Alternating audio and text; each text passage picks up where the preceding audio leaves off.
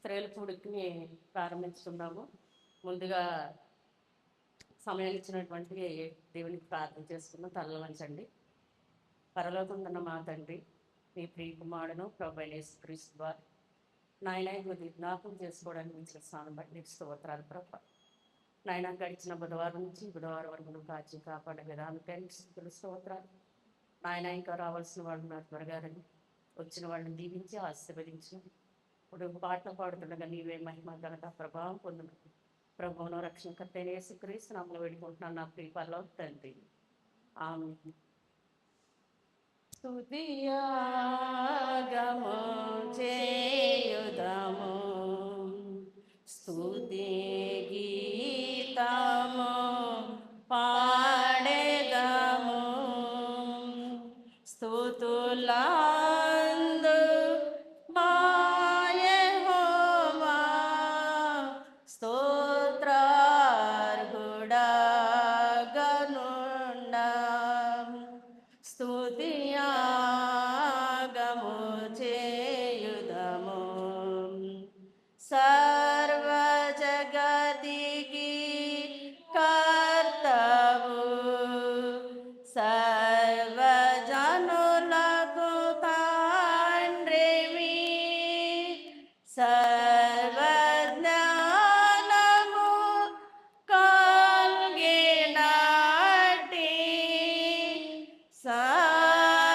సర్వశక్తి సంపన్నుడా. స్తుతియాగము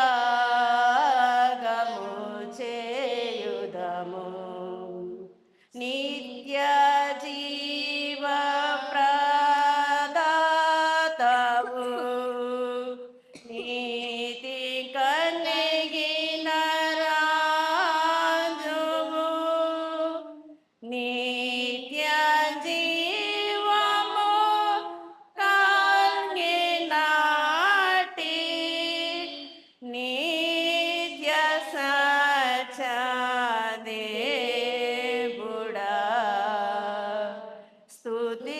స్తుతియాగము చేయుదము, ప్రేమయై వెలుగొందువాడవు,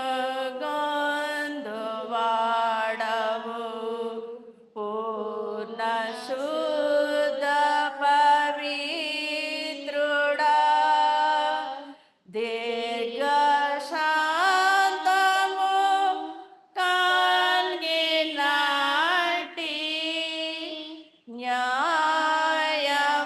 న్యాయమూర్తివి నీవేగా.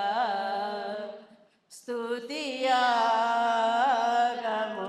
చేయుదము, ఆత్మయై ప్రభావిల్లువాడవు, ఆది అంతము లేనివాడవు,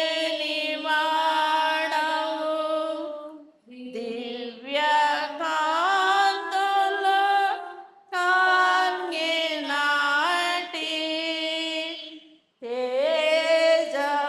తేజమూర్తివి నీవేగా.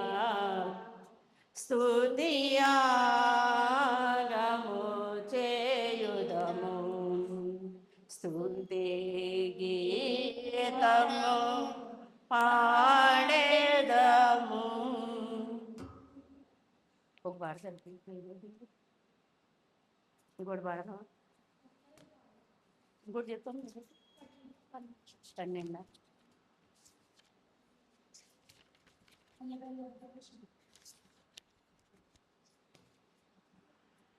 ఎల్ల వేళలందు కష్టకాలమందు వలగుండా యేసు స్తుతింతున్, ఎల్లను నీవే నాకెల్లడల వల్ల పడదే వివరింప, ఎల్లను నీవే నాకెల్లడల వల్ల పడదే వివరింప,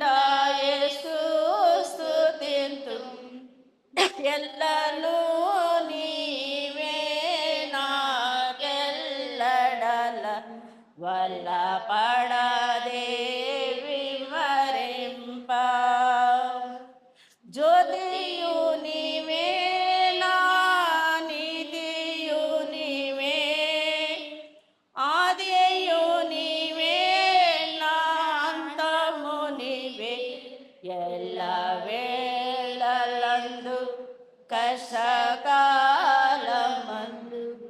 వల్లపుండ యేసు స్తుతింతున్ ఎల్లను నీవే నాకెల్లడల వల్ల పడదే వివరింప నీచుడా నీవే నా సచ్చుడా నీవే స్తోత్రము నీవే నా నేత్రము నీవే ఎల్ల వేళలందు కష్టకాలమందు వల్లపుండ యేసు స్తుతింతున్ ఎల్లను నీవే నాకెల్లడల వల్ల పడదే వివరింప కాంతియు నీవే నా శాంతియు నీవే సంతసమివే నా కంతయు నీవే ఎల్ల వేళలందు కష్టకాలమందు వల్లపుండ యేసు స్తుతింతున్ ఎల్లను నీవే నాకెల్లడల వల్ల పడదే వివరింప దేవునికి స్తుతులు చెల్లిస్తే ఏం మాట్లాడాలని దేవుడే మనకు తెలియజేస్తాడు కనుక దేవునికి చిన్న ప్రార్థన చేసుకుందాం. వాక్యం గురించి కళ్ళు ముయ్యండి. పరలోకముందున్న మా తండ్రి, నీ ప్రియ కుమారుడును ప్రభు అయిన యేసుక్రీస్తు ద్వారా ఈ కొద్ది జ్ఞాపకం చేసుకోవడానికి ఇచ్చిన స్థానం బట్టి నీ స్తోత్రాలు నాయన ఇప్పుడు కీర్తనల ద్వారా పాడాము. అందులో ఏమన్నా లోపం ఉంటే మన్నించండి దేవా. అదేవిధంగా నేను ఇప్పుడు వాక్యంలోకి వెళుతున్నాను. మాట్లాడేది నేను కాదు కానీ నీవు కనుక ప్రభా మీరు నాతో మాట్లాడండి. నీ బిడ్డలకు ఏం అవసరమో ఆ వాక్యాన్ని అందించమని అడుగుతున్నాను తండ్రి. ఎందుకంటే మనుషులైనటువంటి మేము రకరకాల ఆలోచనలతో, ఉద్దేశంతో, భావంతో ఉండొచ్చు. ఏ భావం చెప్తే నీ బిడ్డలకు అవసరమో అలాంటి భావాన్ని వాళ్ళకి దయచేసి ఆ దాని ప్రకారం జీవించే బాధ్యతను దయచేయమని, ఇంకా రావాల్సిన వాళ్ళు ఉన్నారు నాయన త్వరగా రప్పించండి. వచ్చిన వాళ్ళని దీవించి ఆశ్రమించి సహాయం చేయమని నాయన ఇది మొదలుకొని అంతవరకు నీవే కాపుదల దీవెన దయచేయమని ప్రభువును రక్షణకర్త అయిన యేసుక్రీస్తు నామములో వేడుకుంటున్నాను నా ప్రియ పరలోకపు తండ్రి. ఆమేన్. ఇప్పుడు మనము ఇక్కడ పెర్సిస్ అనేటువంటి స్త్రీ గురించి చెప్పుకుందాము. చెప్పుకునే ముందు చిన్న ఉపోద్ఘాతం, ఎంతోసేపు చెప్పను, టైం చాలా అయిపోయింది కనుక కొద్దిగానే చెప్పేస్తాను. సింపుల్గా చెప్పేస్తాను, ఎక్కువ విషయాలు నేను చెప్పను. పౌలు గారు ఆయన కొత్త నిబంధనలో 27 పుస్తకాలు ఉంటే ఆ 27 పుస్తకాల్లో 14 పుస్తకాలను పౌలు గారు రాశారట. ఎన్ని పుస్తకాలు రాశారు? 14 పుస్తకాలని రాశారు. రాసి ఆయన సేవా పరిచర్యలు తిరుగుతూ ఉండగా తనకు హెల్ప్ చేసిన వాళ్ళు చాలామంది ఉన్నారు. అలా హెల్ప్ చేస్తున్న వాళ్ళకి, అంటే సహాయం చేస్తున్నటువంటి ప్రతి ఒక్కరికి వందనాలు చెప్పుకుంటూ వెళ్ళారట. అంటే తనకు చేసినటువంటి సహాయానికి కృతజ్ఞతగా ప్రతి వాళ్ళకి వందనాలు చెప్పుకుంటూ వెళ్ళారంట. అలా చెప్పుకున్నటువంటి లిస్టు ఒక దిక్కున ఉంది. ఎక్కడ? రోమ 16వ అధ్యాయం 12వ వచనం తీ తల్లి.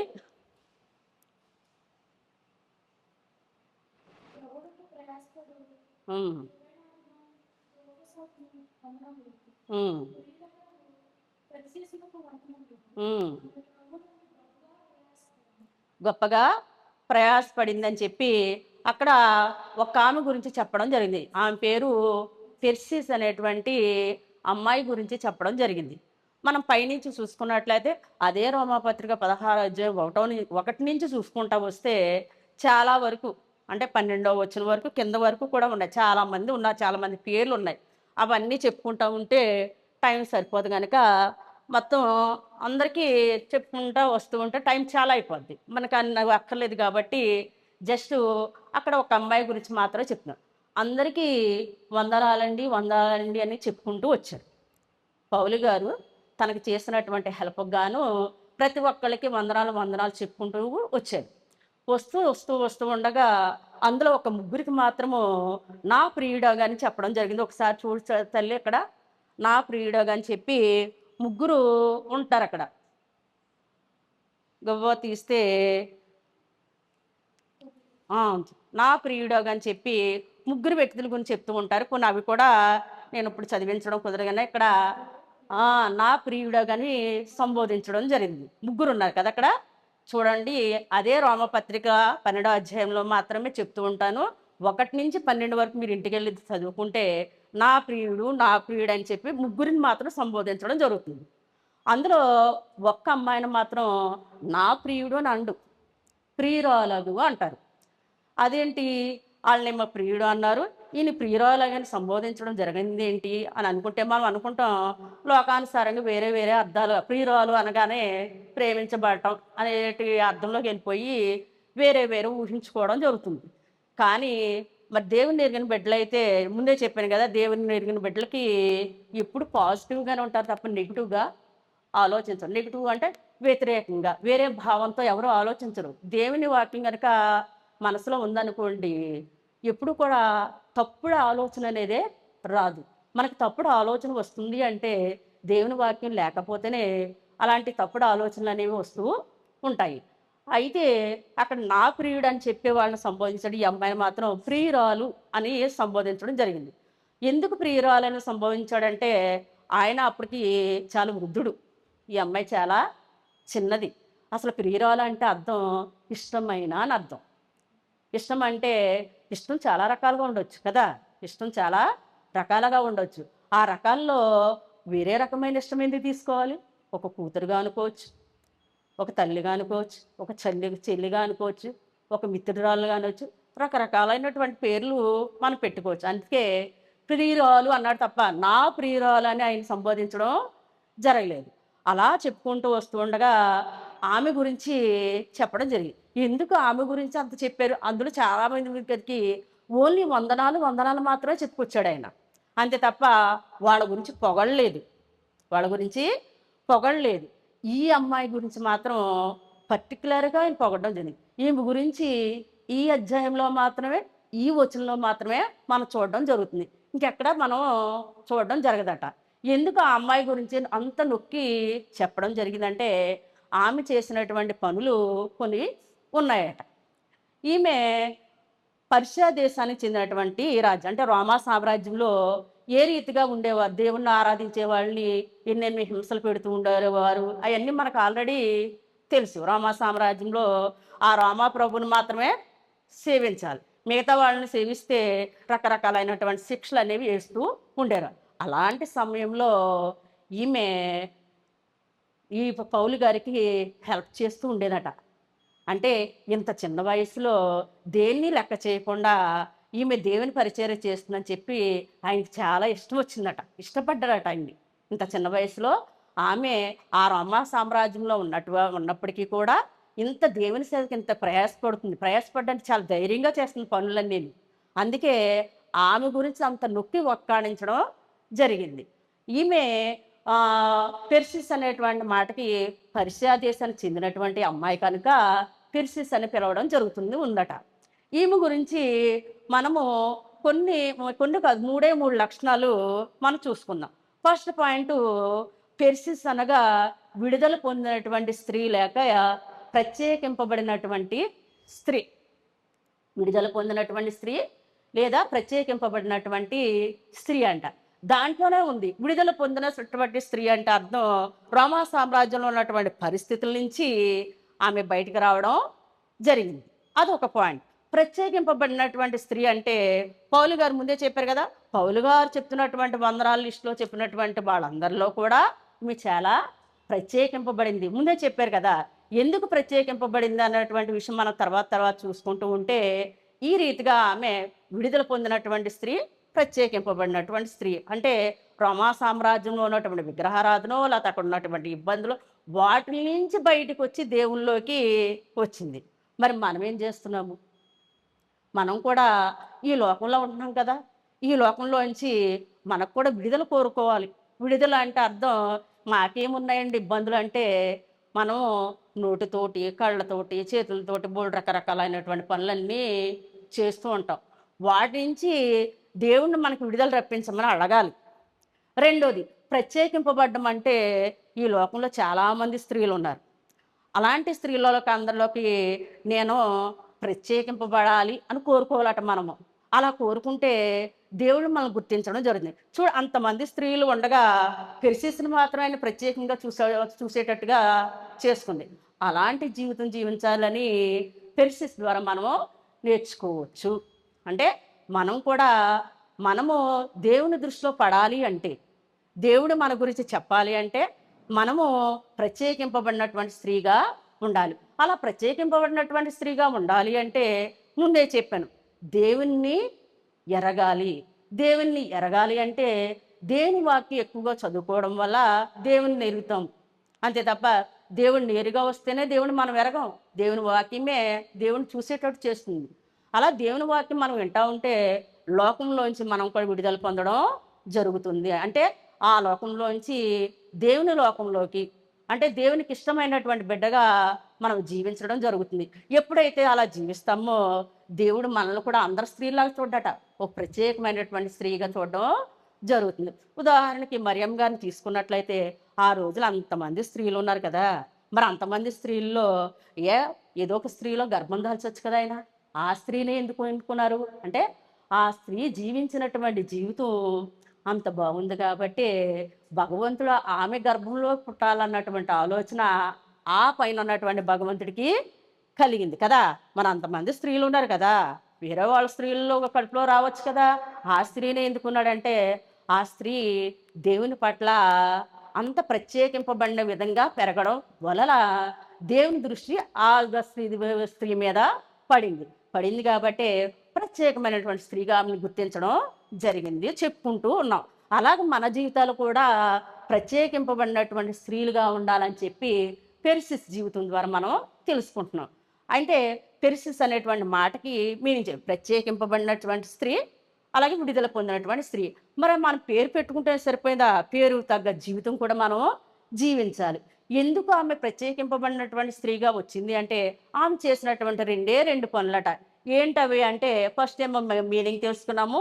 రెండవది ఆమె ప్రభువునందు ఉంది. అక్కడే ఉంది కదా రాసి. ఆమెను ఎవరిలో ఉందట? ప్రభువునందు ఉందట. ఆమె ఎవరిలో ఉంది? ప్రభువులో ఉందట. మనము చూసుకుంటా ఉంటే ఎఫెసీ 2వ అధ్యాయం 10వ వచనం చూడండమ్మా. ప్రభువునందు మనం ఎందుకు ఉండాలి అంటే ఎఫెసీ 2వ అధ్యాయం 10వ వచనం కనుక తీసుకున్నట్లయితే అక్కడ మనం ప్రభువునందు సృష్టింపబడిన వారము అన్నట్టు ఉంటుంది చూడు అక్కడ.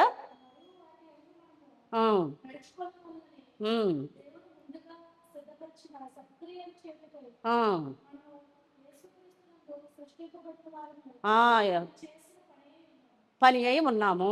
మనం ఎందుకు ప్రభువునందు ఉండాలంటే మనం సృష్టింపబడ్డాం, మనం ఈ భూమి మీదకి వచ్చాం. ఈ భూమి మీదకి రావడానికి మన తల్లిదండ్రులు కారణమైతే అసలే ఈ భూమి మీద రావడానికి గల కారణం పైన ఉన్నటువంటి భగవంతుడు. మనము ఎందుకు వచ్చాము అన్నది మనం ఎందుకు సృష్టింపబడ్డామన్నది మనం తెలుసుకోవాలి. ఎంతసేపు ఈ లోకంలో ఉన్నటువంటి విషయాలే మనం చూసుకుంటున్నాం తప్ప అసలు నా జన్మ కారణం ఏంటి, నేను ఇక్కడికి ఎందుకు వచ్చాను అన్నటువంటి విషయం మనం తెలుసుకుంటలేదు. ఎంతసేపు తిన్నామా, తిరిగామా, చేసామా, చూసామా, పిల్లల్ని పెంచామా, పెద్దలు చేసామా, భర్తను చూసామా, లోకానుసారమైనటువంటి విషయాలన్నీ చూసుకుంటున్నాం. అయితే దేవుడు అవి చూసుకోమని చెప్పాడు. దానితో పాటు ఇవి ఇవి కొంత మట్టుకైతే అన్నిటికంటే ముఖ్యమైనటువంటి ఒక విషయం ఉంది. అసలు నువ్వు ఎందుకు సృష్టింపబడ్డావు, అసలు నువ్వు భూమి మీదకి ఎందుకు వచ్చావు అన్నటువంటి విషయాన్ని మనం తెలుసుకోగలిగితే మన జన్మ ధన్యమైన. పెద్దవాళ్ళు చెప్తుంటారు, ఒరేయ్ నువ్వు ఇంతవరకు పెరిగావు, అబ్బా మంచి స్థితిలోకి వచ్చారు, నీ జన్మ ధన్యమైపోయిందిరా అని అంటూ ఉంటారు పెద్దవాళ్ళు. అంటే ఈ లోకానుసారంగా జన్మ ధన్యమైపోయింది. కానీ మనం చనిపోయి అక్కడికి వెళ్ళిన తర్వాత దేవుడు అడుగుతాడట, నేను నిన్ను సృష్టించాను కదా, మరి నేను అప్పగించిన పని నువ్వు చేసావా అంటే అడిగితే మనం అంటామంట, ఏమి అప్పగించావు నాయన అంటామంట. అసలు నేను అప్పగించిన పని నువ్వు తెలుసుకుంటే కదా, నువ్వు తెలుసుకోవడానికి ప్రయత్నం చేస్తే కదా నేను అప్పగించిన పని ఏంటో నీకు తెలియడానికి. ఎంతసేపు నీ బిడ్డలు, భార్య, భర్త ఇవే పడ్డావు తప్ప, బంధువులు, స్నేహితులు, చుట్టుపక్కల వాళ్ళు వీటి గురించి ఆలోచించుకున్నావు తప్ప, అసలు నేను ఎందుకు నిన్ను సృష్టించాను ఒక్కసారన్నా ఆలోచించావా? ఒక్కసారన్నా ఆలోచిస్తేనే కదా నేను ఎందుకు పంపించానో నీకు తెలుస్తుంది. అలా నువ్వు అసలు ఆలోచించనే లేదు. కనీసం ఆలోచింతే ఆ ఆలోచనకు మార్గమన్నా నేను చెప్పేదాన్ని. కానీ అసలు నువ్వు అసలు ఆ ఆలోచనే లేదు. నీకు ఆ ఆలోచన లేనప్పుడు అసలు ఆ మార్గం నేనెక్కడ చూపిస్తాను అని దేవుడు మనల్ని అడుగుతూ ఉంటాడంట.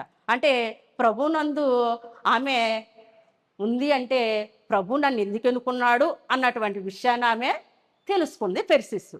రెండో పాయింట్, అందులోనే రెండో పాయింట్, ప్రభువునందు ఆమె ఎందుకు ఉందంటే ఫిలిప్పి 4:4 అదే ప్రభువునందు ఆనందించడం, మరలా చెప్తున్నా ఆనందించడం అని చెప్పారు చూసారా, ఆ పాయింట్. ఎందుకు ఆనందిస్తుందంటే, నేను ప్రభువునందు అంటే ప్రభు ఎందుకు సృష్టించాడో తెలుసుకుందట. తెలుసుకుని ఆ సృష్టించుకున్నటువంటి విధానం తెలిసిన తర్వాత ఆమెకు చాలా ఆనందం కలిగిందంట. మనం ఈ లోక సంబంధమైనటువంటి విషయాలని తెలుసుకుని ఇట్టే ఆనందం పడిపోతాం. ఏది, చిన్న చిన్న మన జీవితంలో ఏమైనా జరిగినాయి అనుకోండి, వెంటనే మనకు ఆనందం కలిగేసి మన ఆనందాన్ని పక్కోళ్ళకి చెప్పేసుకుంటామాట. కానీ దేవుడు ఎందుకు సృష్టించాడో అన్నటువంటి విషయాన్ని పిలిసేసి తెలుసుకుందట. తెలుసుకుని చాలా ఆనందించిందంట.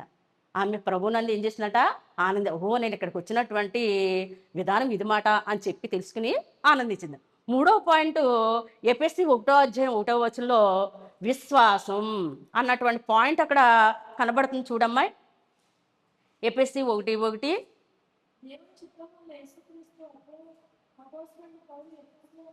ఉమ్, ఆ, క్రీస్తు యేసునందు విశ్వాసం కలిగి ఉండాలని అంటే ఎందుకు సృష్టింపబడిందో తెలుసుకుందట. రెండోది తెలుసుకుని అంటే తనకు ఆనందం కలిగిందంట. ఎప్పుడైతే ఆనందం కలిగిందో వెంటనే దాని మీదకి ఏం కలిగిందంట, నమ్మకం కలిగిందంట. ఓహో నేను ఇంటికి వచ్చానా అని నమ్మకం కలిగిందంట. మనం కూడా అంతే కదా, ఏదైనా ఒక విషయంలో ఆనందం కలిగిందట, ఓహో నేను ఈ విధంగా చేయడం వల్లే కదా అని దాని మీద స్ట్రాంగ్గా నమ్మకం పెట్టుకుంటాం. సేమ్ ఈమె కూడా ప్రభునందు ఏం కలిగిందంట, విశ్వాసం కలిగిందంట. ఓహో నేను ఇందుకు వచ్చానా అని చెప్పి దాని పట్ల విశ్వాసం కలిగిందంట. నాలుగో పాయింట్, రోమా 8:1 అక్కడ చూడండి, 8:1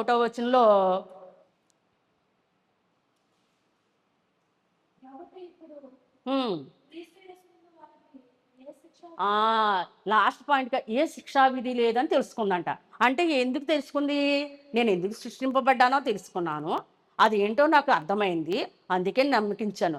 రేపొద్దు నేను చనిపోయినా కానీ నాకు ఏ శిక్షా విధి ఉండదు, అంటే పరలోకంలో నేను చాలా ఆనందంగా ఉంటాను అన్నటువంటి విషయాన్ని తెలుసుకుంది.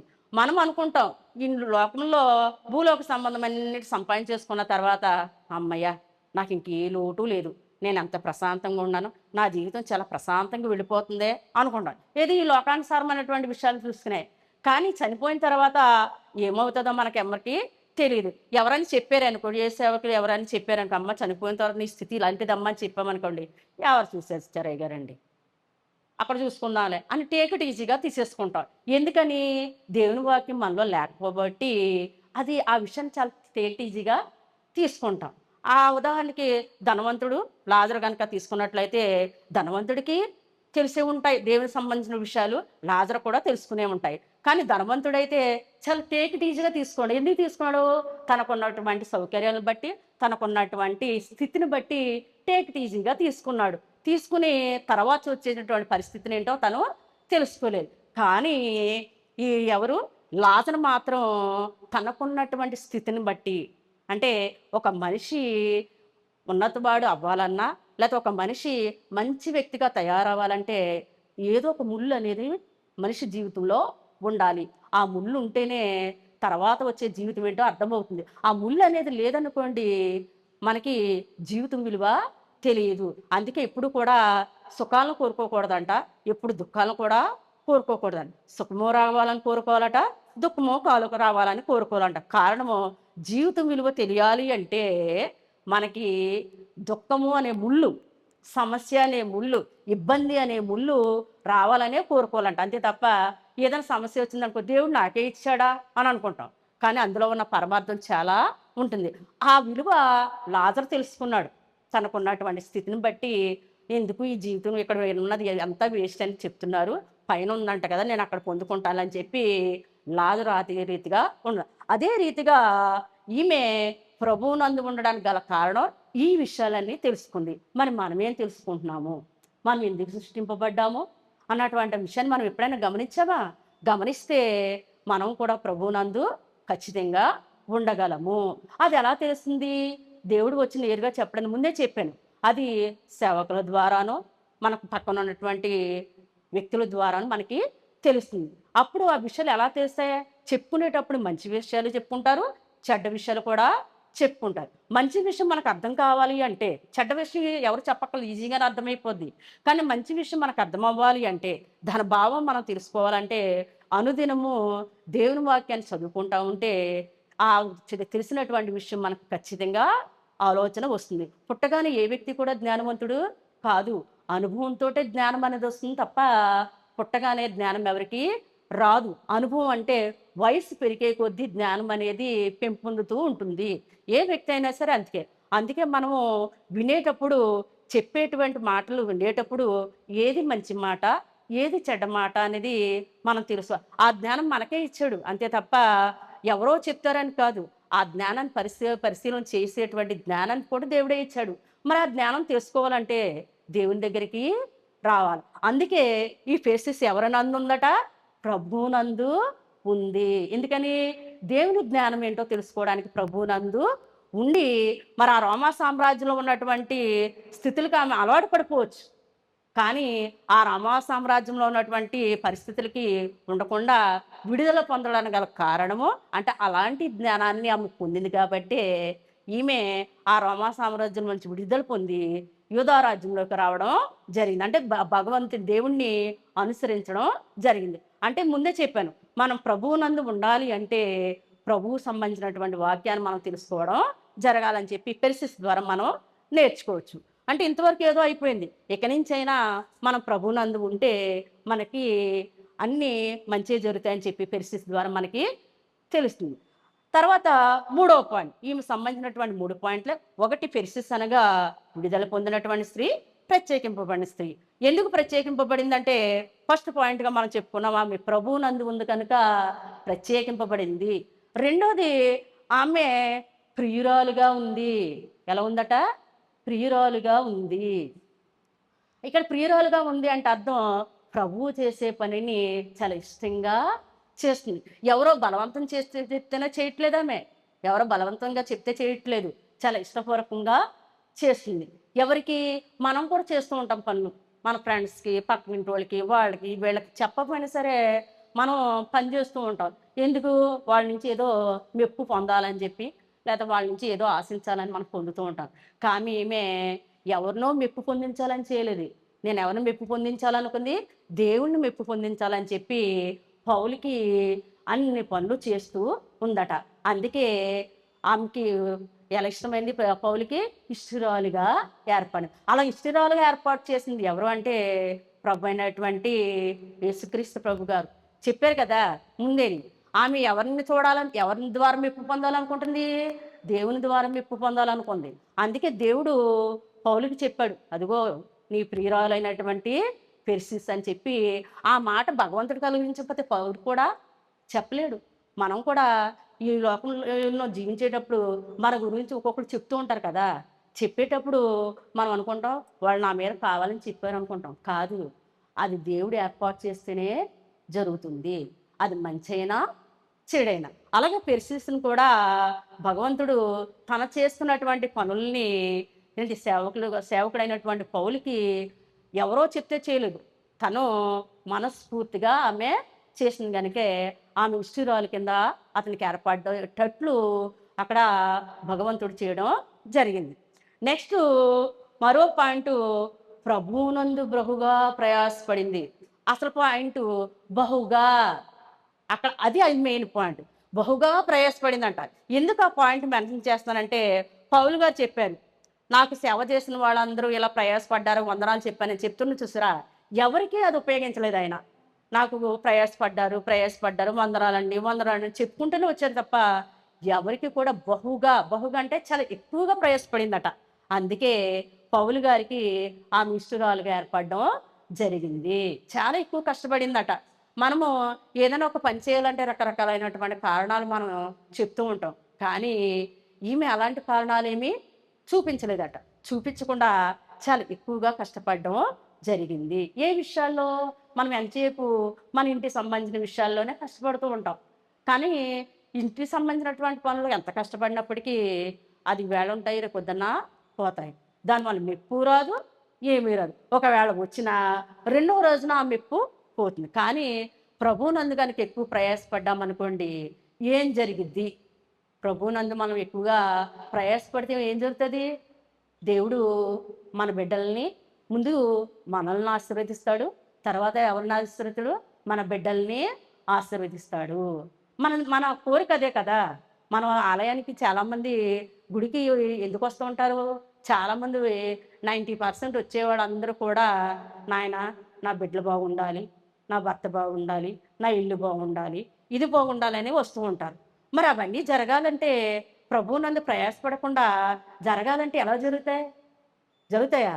జరగవు. అది దేవునిలోకొస్తేనే అలాంటి కార్యాలు మనం చూస్తాం. ఒక్కోసారి ఆ కార్యం మనకు జరగలేదనుకోండి, వెంటనే మనము నిందేసేస్తా ఉంటాం. దేవుడు ఎవరి మీద? మళ్ళీ దేవుడి మీదే ఎత్తం నింద. దేవుడు అసలు నాకు ఏమి చేయట్లేదే అని. కానీ నేను దేవుడికి ఏదో తక్కువ చేశాను, లేతే దేవుని పట్ల నిర్లక్ష్యంగా ఉన్నాను, దేవుడికి చేయవలసిన పని ఏదో నేను చేయలేదు, లేదా అనుకున్నాను అది చేయించలేదు, అందుకే నాకు ఈ విధంగా జరిగిందని మనం అనుకుంటామా? అనుకోము. అనుకోము కానీ వెంటనే భగవంతుడి మీద నింద వేసేస్తాం. అప్పుడు దేవుడు అనుకుంటాడంట, చిన్నగా నవ్వుకుంటాడంట. ఎంత విరిదానువు నువ్వు.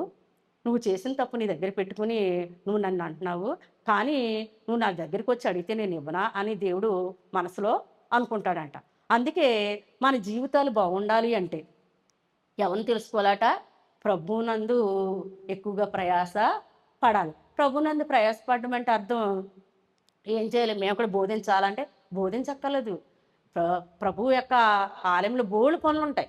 చిన్న పని చేసిన దేవుడు మనల్ని ఆశీర్వదిస్తాడని మన సేవకుల ద్వారా వింటాం. ఇంకా అంతకంటే ముఖ్యంగా దేవుని యొక్క సేవకుడి మాట వినటమే మనం చేసే పని. అసలు ముఖ్యంగా మనం చేసే పని ఏంట్రా అంటే ఇయన్నీ అక్కర్లేదు. దేవుని యొక్క సేవకుడు ఏ పనైతే చెప్పాడో ఆ పనిని తూచా తప్పకుండా పాటిస్తేనే ముందే చెప్తాడు కదా! మనము బలులు అర్పించడం కంటే మాట వినుట శ్రేష్టము అని. మాట వినుట శ్రేష్టం అంటే ఆ మాట దేవుడు చెప్తేనే వింటానంటే ఎలా కుదిరిద్ది? దేవుని రూపంలో ఉన్నటువంటి సేవకులు ఉన్నారు కదా మనకి. ఆ సేవకులు చెప్పినటువంటి మాట మనం తూచా తప్పకుండా పాటించామనుకోండి, ఖచ్చితంగా మన జీవితాలు ఆశీర్వదింపబడతాయి. మన జీవితాలు ఆశీర్వదింపబడతలేదు అంటే, మనం అనుకున్నయి జరగట్లేదు అంటే, మనము ఎవరి మాట వినట్లేదు? సేవకుని యొక్క మాట వినట్లేదు. ఆ సేవకుడు చెప్పేదానికి వంతలు పాడడమనో, లేతే ఈ విధంగా చెప్పడం, ఆ విధంగా చెప్పడమో, లేతే చెప్పారు లేదా అని అనుకోవడం. నిర్లక్ష్య భావం. అంటే అది కావాలని చేయడం కాదు. ఆటోమేటిక్‌గా మనిషి హృదయం మంచిది కాదు. అంతలో బావుంటుంది. అంతలోనే వేరే రకంగా మారిపోతూ ఉంటది. ఆటోమేటిక్‌గా స్వార్థం అనేది, ఈర్ష్య అనేది ఇలాంటియన్నీ కూడా మనకు తెలియకుండా మనలో వచ్చేస్తా ఉంటాయి. మనల్ని ప్రేమిస్తేనేమో ఒకలా మాట్లాడతాము. మన గురించి నెగెటివ్‌గా ఏదైనా మాట్లాడితే చాలు వెంటనే ఆయన మీద ఈర్ష్య భావం, అసూయ భావం, లేకపోతే కోపం భావం ఇలాంటియన్నీ వచ్చేస్తా ఉంటాయి. రాగానే మనలో ఉన్నటువంటి ఆ పరిశుద్ధత అంతా పోతుంది. అప్పటి వరకు బాగానే ఉంది. ఆ చిన్న కారణం ద్వారా మనం తప్పు చేసిన వాళ్ళం అయిపోతాం. అక్కడ సేవకుడిని దూషించామంటే ఎవరిని దూషించినట్టు? భగవంతుడిని దూషించినట్టే. సేవకుని మాట వినట్లేదంటే ఎవరి మాట విన్నట్టు? దేవుని మాట వినలేకపోతున్నట్టే. దేవుడు గ్రంథంలోని చెప్తాడు. ముందుగా నీ ఇంట్లో ఉన్నటువంటి సహోదరుల్ని, నీ తల్లిదండ్రులు ప్రేమించినప్పుడు పక్కవాడు ఉన్నటువంటి సహోదరుని, తల్లిదండ్రులని ఎలా ప్రేమిస్తావు అని అంటే అర్థం ఇది కూడా అంతే. ముందుగా ఉన్న నీ సేవకుడిని నువ్వు గుర్తించట్లేదు గానీ, పక్కనున్న వాళ్ళని గుర్తిస్తాను. లేతే పైన దేవుడు చెప్తే నేను వింటాను అంటే, దేవుడు కనిపిస్తే అసలు నువ్వు బ్రతకగలవా? మనం బ్రతకలేం. దేవుని రూపంలో ఉన్నటువంటి ఆ సేవకుడి మాట వింటేనే మనం ఆశీర్వదింపబడతాం. ఇక్కడ పెర్సిస్ట్ చేసింది అదే. దేవుడు చెప్తే చేయలేదు ఇయన్నీ కూడా. పౌలు గారు చెప్తే చేసింది. పౌలు గారిని ఎలా ఊహించుకుందామే? దేవుడు, దేవుని రూపంలో ఉన్నటువంటి ఒక ప్రవక్త, లేకపోతే ఒక యాజకుడు, ఒక సేవకుడు ఆయన చెప్తే భగవంతుడికి చేసినట్టే అని చెప్పి పెర్సిస్ ఊహించింది కాబట్టే ఆమె పౌలు చెప్పినటువంటి ప్రతి మాటను తూచా తప్పకుండా పాటించడం జరిగింది. అలా పాటిస్తే మనకి ఈ విధమైనటువంటి మేళ్ళన్నీ జరుగుతున్నాయని చెప్పి చాలా ఉన్నాయి. టైం అయిపోయింది గనుక నేను ఇంకా మిగతా ఏమీ చెప్పను.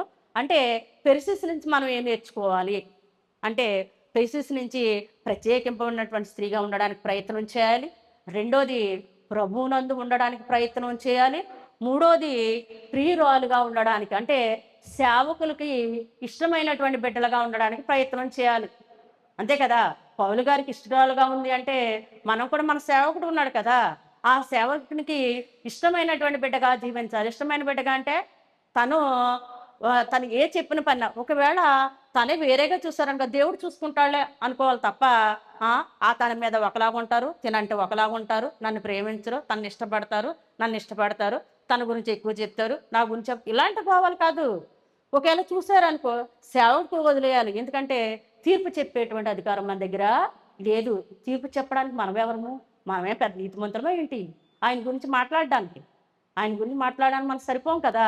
మరి పౌలు గారు కూడా చూడండి అంతమంది ఉన్నారు. అంతమందికి వందనాలు, వందనాలు అని చెప్పుకుంటూ వచ్చాడు తప్ప, పెర్సిస్‌కి ఇష్టురాలని పేరెట్టాడు. మరి ఆ వందనాలు చెప్పినటువంటి పైనున్న వాళ్ళు కూడా అనుకోవాలి కదా! చూసావా మేము ఇంత పని చేస్తే మాకేమో వందనాలే చెప్పాడాయన. ఇక పెర్సిస్‌ని మాత్రం ఇష్టురాలని చెప్పారు. అక్కడిదాకా ఎందుకు? కొంతమందికి నా ప్రియుడగు అని చెప్పి సంబోధించారు. మరి నా ప్రియుడే గాని ముగ్గురినే సంబోధించాడాయన. మరి మిగతా వాళ్ళు కూడా కలగాలి కదా! ఏంటి మేము చేస్తే ఏం నా ప్రియుడైనా అనలేదాయన, ఆడ మాత్రమే అన్నాడని ఆళ్ళు అనుకోవచ్చు కదా! కానీ అలా అనుకోలేదు. కారణం దేవుని వాక్యం వాళ్ళలో ఉంది గనుకనే అక్కడ దేవుని సేవకుడినంటే భగవంతుడిని అన్నట్టు అని అర్థం చేసుకున్నారు గనుక ఎవరు కూడా ఆ మాట చేయలేదు. మనం కూడా దేవుని సేవకుడిని ఆ రీతిగా చూడాలి అంటే మనం కూడా ప్రభువునందు ఉండడానికి అవకాశం ఉంటుంది. పెర్సిస్ లాగా. అవునా కదా! దేవుని సేవకుడిని గౌరవిస్తే భగవంతుడిని గౌరవించినట్టే. దేవుని సేవకుని మాట ఉంటే ప్రభు గారి యొక్క మాట విన్నట్లే. పెర్సిస్‌ని చూసి అది నేర్చుకోదు. నాలుగోనందు ప్రభువునందు బహుగా ప్రయాసపడింది అని చెప్పుకున్నాం. అంటే పెర్సిస్ ఏ రీతిగా అయితే పౌలు గారికి హెల్ప్ చేసిందో, మనం కూడా మన దేవుని యొక్క సేవకులకి చెప్దాం. మనకు బోధించినటువంటి సేవకులకి ఆ రీతిగా ప్రయాసపడినట్లయితే దేవుడు కూడా మనం మెచ్చుకోవడం జరుగుతుంది. ఈ రీతిగా పెర్సిస్ ఏ రీతిగా అయితే ప్రత్యేకింపబడినటువంటి స్త్రీగా ఆశీర్వదింపబడిందో, మనం కూడా ప్రత్యేకింపబడినటువంటి స్త్రీగా ఆశీర్వదింపబడాలంటే దేవుని సేవకులకి పెర్సిస్ పౌలుకి ఏ రీతిగా అయితే సేవ చేసిందో, ఆ రీతి అయినటువంటి సేవ మనం కూడా మన సేవకుడు చేసినట్లయితే దేవుడు మనల్ని కూడా ప్రత్యేకమైనటువంటి స్త్రీలుగా ఉంచడానికి అవకాశం ఉంటుందని చెప్పి ఈ వాక్యం ద్వారా మిమ్మల్ని హెచ్చరించడం జరుగుతుంది. ప్రార్థన చేసుకుందాం. పరలోకముందున్న మా తండ్రి, నీ ప్రియ కుమారుడును ప్రభువైన యేసుక్రీస్తు ద్వారా నాయన ఈ కొద్ది విజ్ఞాపం చేసుకోవడానికి ఇచ్చినటువంటి సమయాన్ని బట్టి నీకు స్తుతులు, స్తోత్రాలు ప్రభా. నాయన పెర్సిస్ యొక్క జీవితాన్ని గురించి మేము తెలుసుకున్నాం ప్రభా. నాయన ఆమె ఏ రీతిగా అయితే నాయన ఈ సేవకుడిని గౌరవిస్తే నిన్ను గౌరవిస్తాను, నీ మాట సేవకుడి యొక్క మాట వింటే దేవుని మాట విన్నట్టే అని ఈ రీతిగా అనుకుని ఆ పౌలు గారికి అంత ఇష్టరాలైనటువంటి బిడ్డగా జీవించిందో, మేము కూడా మా సేవకులకి ఇష్టమైనటువంటి బిడ్డలుగా జీవించే బాధ్యతను దయచేయమని, అలాంటి బాధ్యత మాకు రావాలి అంటే నీ వాక్యం కనుక మాలో ఉన్నట్లయితే ఆ భావన అనేది వస్తుంది. అందుకే ప్రతి బిడ్డ విన్నటువంటి వాక్యాన్ని విడిచిపెట్టకుండా ఆ విన్నటువంటి వాక్యాన్ని హృదయంలో బదిలిపరుచుకుని నాయన నీకు ఇష్టమైనటువంటి బిడ్డలుగా అంటే సేవకులకు ఇష్టమైనటువంటి బిడ్డలుగా జీవించే బాధ్యతను ప్రతి బిడ్డకు దయచేయమని, నాయన ఎవరైతే రాలేదో వాళ్ళని క్షమించమని, వచ్చిన వాళ్ళని ఆశీర్వదించమని, నాయన వారి ఇరుకుల్లోనూ ఇబ్బందుల్లోనూ సమస్యల్లోనూ ఏమేమి అక్కర్లు ఉన్నాయో నీకు తెలుసు. ఎందుకంటే హృదయ రహస్యాలు గొప్ప దేవుడు కనుక ప్రతి ఒక్క హృదయాన్ని నీవు తట్టమని, ఏ బిడ్డ అయితే నా దేవా అని పిలుస్తుంటారో ప్రతి బిడ్డ యొక్క విజ్ఞాపనను మీరు ఆలకించి సమాధానాన్ని దయచేయమని, నాయన ఇదిగో తండ్రి నువ్వు నాకు ఇచ్చినటువంటి ఈ ఆధిక్యత నీకు వందనాలు చెల్లిస్తూ, నేను చెప్పేవాటి విషయాలు ఏమైనా తప్పులుంటే మన్నించి నీ వాక్యంతో నన్ను సరిదిద్దమని అడుగుచున్నాను నాయన. ఇదిగో నా తండ్రి ప్రభ, మరొక ప్రభుదినం వరకు మమ్మల్ని అందరినీ కాచి కాపాడి సంరక్షించమని ప్రభువును రక్షణకర్త అయిన యేసుక్రీస్తు నామములో వేడుకుంటున్నాను నా ప్రియ పరలోకపు తండ్రి. ఆమేన్.